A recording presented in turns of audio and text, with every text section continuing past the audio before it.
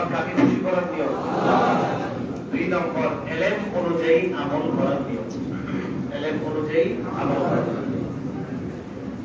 তিরমিজির হাদিস, এটা মেশকাতেও পাবেন, 2416 নম্বর হাদিস তিরমিজির।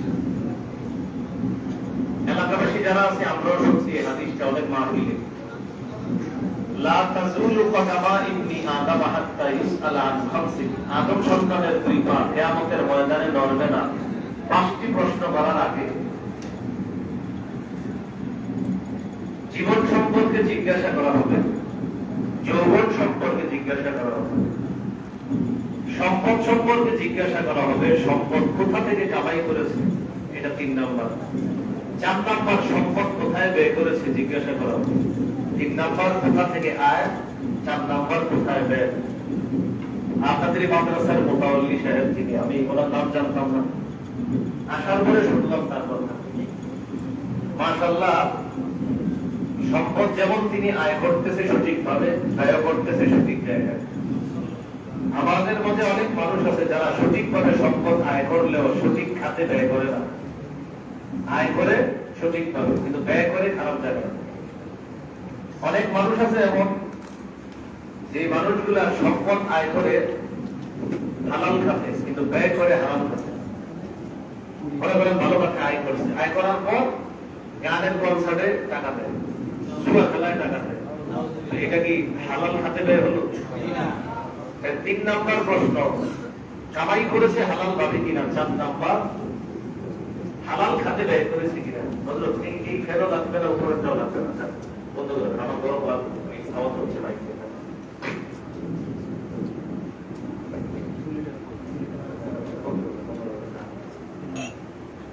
3 নম্বর, সঠিকভাবে সম্পদ আয় করেছে কিনা। 4 নম্বর, সঠিক খাতে ব্যয় করেছে কিনা। 5 নম্বর, এলেম অনুযায়ী আমল করেছে কিনা, এটা জিজ্ঞাসা করা হবে। বিমাদা আমিলা ফিমা আলিমা, যে বিষয়ে জ্ঞান অর্জন করেছে এই বিষয়ে আমল করেছে কিনা জিজ্ঞাসা করা হবে। তো 2 নম্বর নিয়ম, আমি যা জানলাম সেই অনুযায়ী আমল করতে হবে। 3 নম্বর নিয়ম, আমি যা জেনেছি এটা প্রচার করা, মুক্তি তাবলীগ করার নিয়ম, প্রচার করার নিয়ম। আল্লাহ আমাকে বলার যোগ্যতা দিলে আমি মুক্তি এটা বলে দিব অন্যের কাছে। রাসূলুল্লাহ সাল্লাল্লাহু আলাইহি সাল্লাম বলেছেন, ফালিবাল্লিগিশ শাহিদুল গায়ব, তোমাদের মধ্যে উপস্থিত যারা তারা যেন অনুপস্থিতদের কাছে আমার কথাগুলো পৌঁছে দেয়। বুখারীর হাদিস 105 নম্বর হাদিস। আমার কথাগুলো অনুপস্থিতদের কাছে যেন পৌঁছে দেয়। তাহলে তাবলীগ করা, প্রচার করা 3 নম্বর নিয়ম। 4 নম্বর নিয়ম, লেখার যোগ্যতা দিলে লেখনীর মাধ্যমে দ্বীন অন্যের কাছে প্রচার করা। আল্লাহ আমাদেরকে এই 4 নিয়তে এলেম অর্জন করার তৌফিক দান করুন। আমিন। কয় কথা মাথায় রাখা? 1 নম্বর বিশুদ্ধ নিয়ম। নিয়ত আবার কয় প্রকার? 4 প্রকার। মাশাআল্লাহ, আল্লাহ কথাগুলো মনে রাখার তৌফিক দান করুন। আমিন। আর 4 প্রকার ছিল কি? বিশুদ্ধ নিয়ম, ইখলাস, আল্লাহর কাছে পাওয়ার আশা। আল্লাহর কাছে পাওয়ার আশা যে এলেম অর্জন করবেন। এই হাদিসটা তালেবে এলেমরা ওই যে রাস্তা দিয়ে হেঁটে গেলে ফেরেশতারা নূরের উপর বিছায়া দেয়, আছে না? এটা সেই বিখ্যাত হাদিস। এই যে একটু আমি বলছিলাম, এক ব্যক্তি মদিনা থেকে দামেস্কে আসছে একটা হাদিসের সনদ যাচাই করার জন্য। এটাই সেই হাদিস, ইবনে মাজাহ 223 নম্বর হাদিস। মান সালাকা তারিকান ইয়ালতামিসু ফীহি ইলমা সাখারাল্লাহু লাহু বিহি তারিকান ইলাল জান্নাহ, এলেম অর্জন করার জন্য যে রাস্তা অবলম্বন করে আল্লাহ তাকে জান্নাতে যাওয়ার রাস্তা সহজ করে। সুবহানাল্লাহ। আর 4 নম্বর কথা মাথায় রাখা, সেটা হলো মানুষকে দেখানো যাবে না। তিরমিজির হাদিস 2382, 2383, 2384 সবগুলো হাদিস মানুষকে না দেখানোর জন্য এলেম অর্জন করে এই জাতীয় রিয়া সম্পর্কে। কিয়ামতের ময়দানে সর্বপ্রথম 3 ব্যক্তির মাধ্যমে জাহান্নামের আগুনকে প্রজ্বলিত করা হবে। এই হাদিস বলতে গিয়ে সাহাবী আবু হুরায়রা 4 বার বেহুশ হয়েছে। 4 বার বেহুশ হয়ে গেছে হাদিস বলতে গিয়ে। এই হাদিসের গুরুত্ব তার এমন ভাবে বুঝে আসছে যে এটা বলতে পারতেছে না, উনি বেহুশ হয়ে গেছে 4 বার। 3 ব্যক্তিকে আল্লাহ ডাকবে, এর মধ্যে একজন আলেম, আরেকজন মুজাহিদ, আরেকজন দানশীল। আলেমকে ডেকে বলবেন, আলা মুআল্লিমকা মা আনজালতু আলা রাসূলি, আমি আমার নবীর উপর যা নাযিল করেছি তা কি তোমাকে শিক্ষা দেই? এই আলেম বলবে না। ফামাযা আমিলতা ফীমা উল্লিমতা, তোমাকে যা শিক্ষা দেওয়া হয়েছে সেই অনুযায়ী আমল করেছো? আলেম বলবে করেছি। আলেম জবাব দিবে আমল করেছি। আকুমু বিহি আনা আল-লাইলি ওয়া আনা আন-নাহার, আল্লাহ আমি দিনের রাতে আমল করেছি। আমি দিনের বেলা মাদ্রাসায় পড়াইছি, রাতের বেলা মানুষের সামনে ওয়াজ করেছি। হ্যাঁ, মনে করেন আমি মাদ্রাসায় পড়াই আর রাতে মানুষের সামনে বলি, এই জাতীয় আলেম যারা, আমার মধ্যে ঝামেলা থাকলে আমারও জিজ্ঞাসা করবে, মাশাআল্লাহ তুমি ভালো কাজ করছো, সব ঠিক আছে, তুমি দিনের বেলা পড়াইছো, রাতের বেলা দিন প্রচার করছো, আমি আল্লাহ সব জানি, করছো কেন সেটা বলবো। ওই ব্যক্তি বলবে আল্লাহ আপনাকে খুশি করার জন্য। আল্লাহ বলবে কাযাবতা, মিথ্যা কথা বলছো, তুমি আমাকে খুশি করার জন্য করো নাই। লিউকাল ফুলানুন আলিম, যেন অমুক বড় আলেম এটা বলা হয়, এই নিয়তে তুমি দিনের বেলা পড়াইছো, রাতের বেলা মানুষের সামনে দিন প্রচার করছো, শুধু এই নিয়তে তোমাকে যেন বড় বক্তা বলা হয়, তোমাকে বড় শাইখুল হাদিস আল্লামা যেন বলা হয়। তোমার নিয়ত ছিল এটা, দুনিয়াতে তোমাকে বড় বক্তা বলা হয়েছে, বড় শাইখুল হাদিস বলা হয়েছে, তোমার যে নিয়ত ছিল এটা পুরো হয়ে গেছে। যাও এখন সহিবাতিহি আলা ওয়াজহিহি ফিন্নার, মাথা নিচে পা উপরের দিকে দিয়ে ধাক্কাইতে ধাক্কাইতে জাহান্নামে নিক্ষেপ করো। যেন মানুষকে দেখানোর নিয়ত করা যাবে না। আপনি যদি মানুষকে না দেখানোর নিয়তের পরেও আল্লাহ আপনাকে বড় বানায় দেয়, সেটা আবার ঠিক আছে, এটা মুসলিমের হাদিসে আছে। এক সাহাবী নবীজির কাছে আয়েশা বলতেছে, হুজুর কেউ যদি নামাজ পড়ে আল্লাহকে খুশি করার নিয়তে, কিন্তু মানুষ যদি তার নামাজের প্রশংসা করে, হুজুর এটাও কি মানুষকে দেখানো হবে?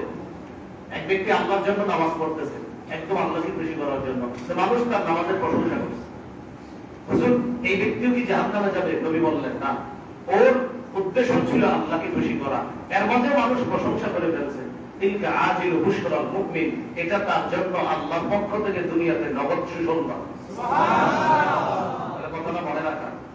উদ্দেশ্য মানুষকে দেখানো হলে ঠিকানা জাহান্নাম, উদ্দেশ্য আল্লাহকে খুশি করা, এরপরেও মানুষ যদি খুশি হয়ে যায়, এটা আপনার জন্য সুসংবাদ। আপনার উদ্দেশ্য শুধু ছিল আল্লাহকে খুশি করা, মানুষ আপনার প্রশংসা করছে, এই প্রশংসা পুরানো আপনার উদ্দেশ্য ছিল না, কিন্তু আল্লাহ আপনাকে প্রশংসিত করে দিয়েছে। নবী বলেন এটা মুমিনের জন্য দুনিয়াতে নগদ সুসংবাদ। আল্লাহ আমাদের সকলকে, ছাত্র ভাইদেরকে চার কথা মাথায় রেখে আর চারটি নিয়তের কথা মাথায় রেখে আমরা যেন ইলম অর্জন করতে পারি, আল্লাহ তৌফিক দান করুন। আমিন। ছাত্র ভাই যারা আছি মনে রাখবো, ইলম অর্জনের পূর্বে 7টি মৌলিক শর্ত আছে। কয়টি? 7টি। কয়টি শর্ত? 7টি। বলেন আগ্রহ, বিনয়, ধৈর্য, মুজাকারা, যথেষ্ট শিখে ফেলেছি, বলেন এই ধোঁকায় না পড়া, এটা হলো 5 নাম্বার। 6 নাম্বার উস্তাদের কাছে ইলম অর্জন করা। 7 নাম্বার ইনহিমা, একাগ্রতা। আমি বলছি আবার, 1 নাম্বার আগ্রহ। ইলম অর্জনের শর্ত 1 নাম্বার মৌলিক 7টি শর্ত। শর্ত অনেকগুলো আছে, মৌলিক 7টা। আমার একটা লেখা আছে আপনার এই বিষয়ে, লম্বা চাপ লেখা আছে। এখানে ড্রাইভার ভাই যদি আপনার কিতাব এনে থাকে, 2 নম্বর খণ্ড বা 3 নম্বর খণ্ডে এই আলোচনাগুলো পাওয়া যেতে পারে। মিম্বরের আমানত 2 বা 3য় খণ্ডে এই আলোচনাগুলো থাকতে পারে, হয়তো 2য় বা 3য় খণ্ডে আলোচনাগুলো আছে। এই আলোচনাটা 1 নম্বর হলো আগ্রহ। আগ্রহ থাকতে হবে আপনার, ইলম অর্জনের শর্ত। দলিল ওই সূরা কাহাফের মুসা নবীর আগ্রহ, মুসা নবীর আগ্রহ, ইলম অর্জন করার আগ্রহ, এটা দলিল হিসেবে বর্ণনা দিলেন যে মুসা নবীর কত আগ্রহ ছিল, তিনি ইলম অর্জনের জন্য আল্লাহর কাছে বলতেছে, আল্লাহ আপনি আমাকে ওই ব্যক্তির সংবাদ দিয়ে দেন।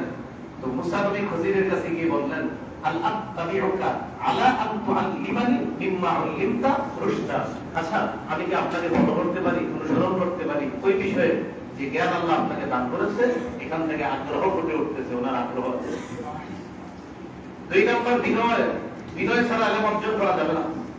তিরমিজির হাদিস, মা তাওয়াবা আহাদুন লিল্লাহ ইল্লা ওয়াতাহুল্লাহ, আল্লাহর জন্য কেউ যদি বিনয় হয়, ইলমের সামনে কেউ যদি বিনয় হয়, আল্লাহ তার মর্যাদা বাড়ায় দেয়। সুবহানাল্লাহ। 3 নম্বর ধৈর্য। ধৈর্য দলিলটাও নিবেন সূরা কাহফ থেকে। খজির মুসা নবীজি বললেন, ইন্নাকা লান তাসতাতিআ মাইয়া সবরা, মুসা তুমি আমার সাথে ধৈর্য ধরতে পারবে না। মুসা নবী জবাব দিলেন, সাতাজিদুনি ইনশাআল্লাহু সাবিরা, ইনশাআল্লাহ আপনি আমাকে ধৈর্যশীল পাবেন। তাহলে এলেম অর্জনের একটা শর্ত ধৈর্য, আগ্রহ, বিনয়, ধৈর্য। 4 নাম্বার মুযাকারা। এই ভাই মুযাকারা মানে কি? ছাত্র ভাইরা পরস্পর আলোচনা করা, এলেমটা শিখতে এই বিষয়টা নিজেদের মধ্যে কথা বলা, শুধু তাকরারের সময় না, মাঠে হাঁটতেছেন আসরের পরে এলেম নিয়ে কথা বলা, দুইজনে রাস্তায় গেছেন হাঁটতে হাঁটতে, মাদ্রাসার কোনো কাজে উস্তাদ আপনাদের 3-4 জনকে বাজারে পাঠাইছে, যাওয়ার সময় এলেম চর্চা করা, হাঁটতে বসতে চলতে এলেম চর্চা করা, মুযাকারা করা। এসো আরবি শিখির ছাত্র যারা আছি, আরবি যারা শিখতেছি, আপনারা তো 24 ঘন্টা স্বপ্নেও কথা বলতে হবে আরবি। কিভাবে? স্বপ্নেও, ওদের মধ্যে আরবিতে। হুজুর যেন কি বেদ দিয়ে আপনারা বলে কি রে তুই কিছে, হুজুর আমি স্বপ্নে কথা বলতেছিলাম। এসো আরবি যারা করতেছি, আপনি যে কি পরিমাণ চর্চা করতে হবে আপনার বিদ্যা। যদি সাথী না পান গাছের সাথে, সাথী না পাইলে গাছকে সাথী বানাইতে হবে, সাথী না পাইলে গোসলখানায় ঝর্ণা দিতে গোসল করতেছেন, ঝর্ণার সাথে কথা বলা, সাথী এটা আপনার। খেলতেছেন খেলার মাঠে, ওই সময় দাঁড়ায় দাঁড়ায় আরবিতে কথা বলতে হবে, তার চর্চা থাকতে হবে। আরবিতে কি বলতে হবে?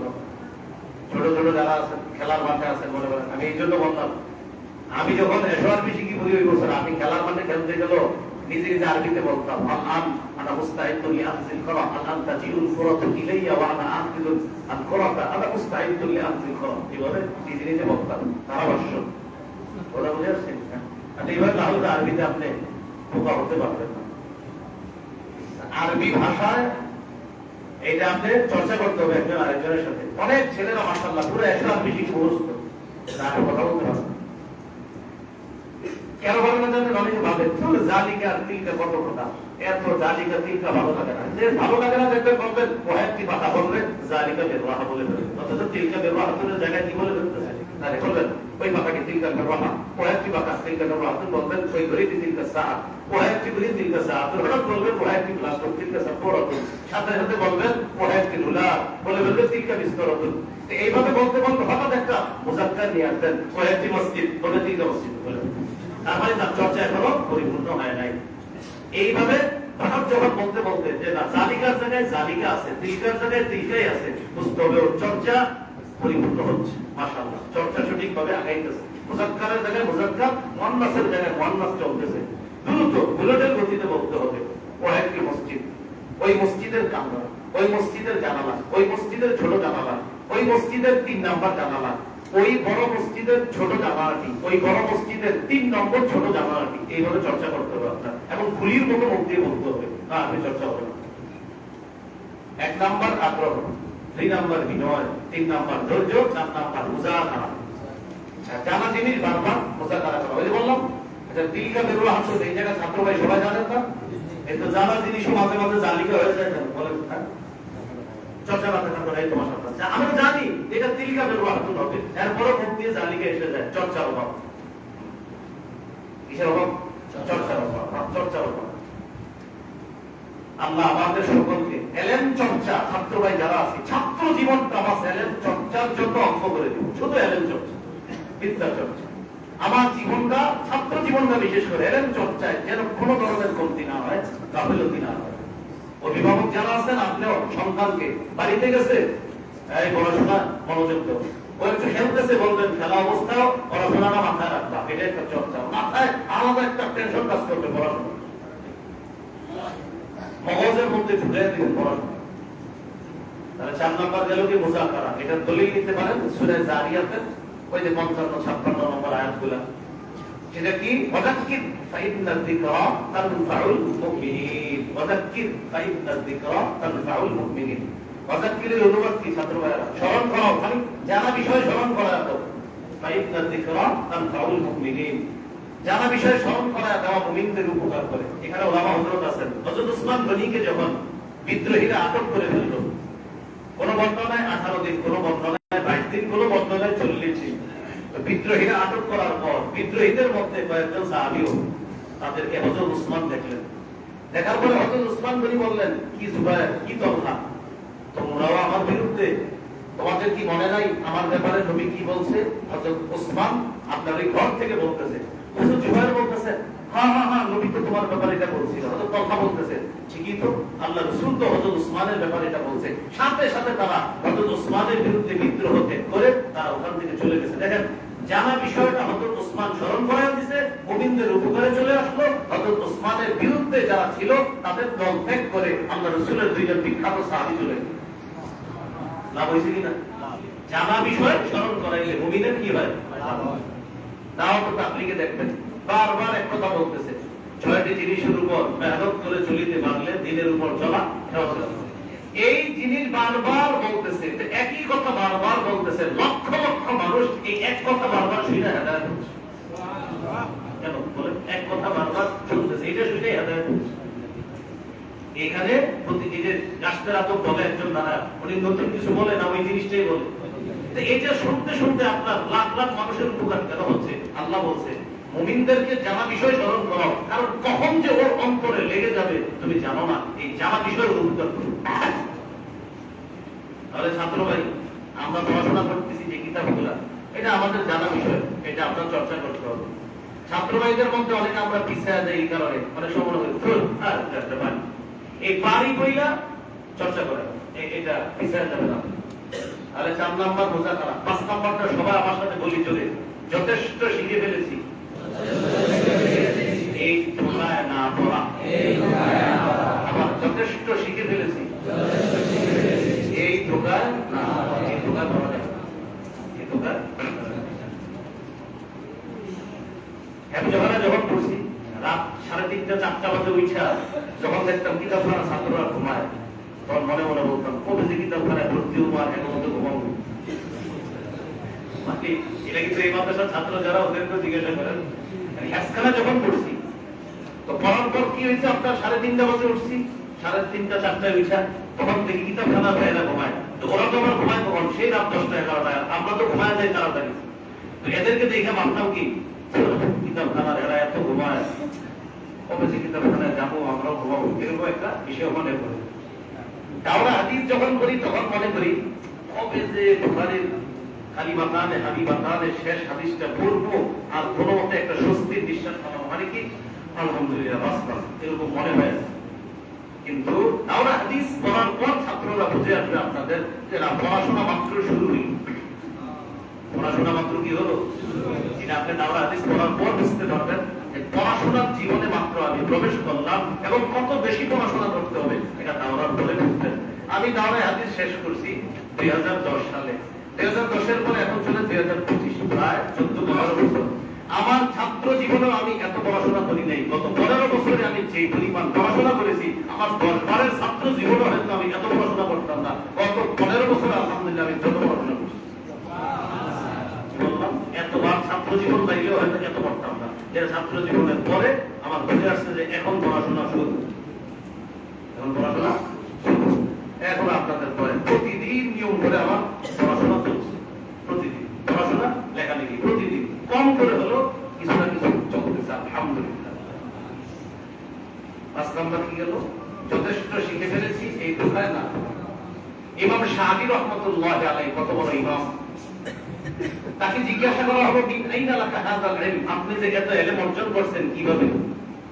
ইমাম শাফি রাহমাতুল্লাহি আলাইহি বলেন 3টা কারণে আল্লাহ আমাকে প্রচুর ইলম দান করেছেন। ছাত্র ভাই মনে রাখবেন, ইমাম শাফি, শাফি না, ইমাম শাফি, হ্যাঁ শাফি। তাকে জিজ্ঞাসা করা হলো আপনি এত ইলম পাইলেন কিভাবে? বললেন 3 কারণ।